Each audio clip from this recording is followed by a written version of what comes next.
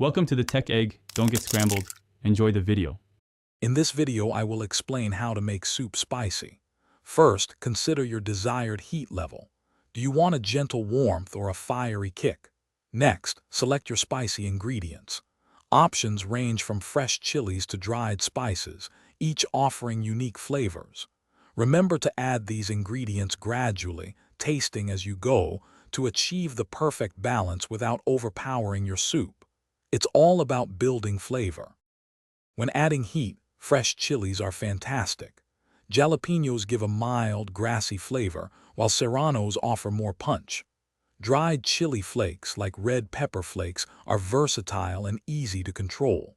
For a quick solution, a dash of your favorite hot sauce can instantly elevate the spice profile.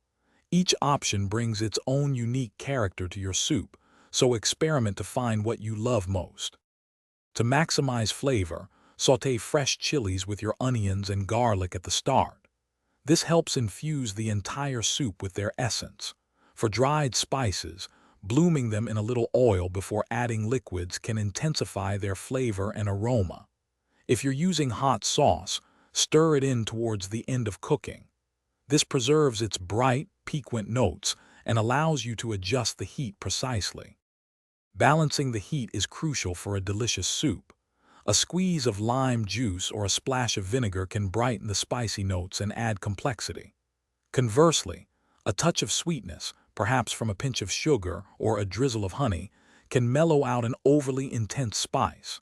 Remember to taste and adjust as you go. Also, check the description for a link to the Shark AI Ultra Robot Vacuum and other great deals. Thanks for watching. Consider subscribing if I helped unscramble your problems.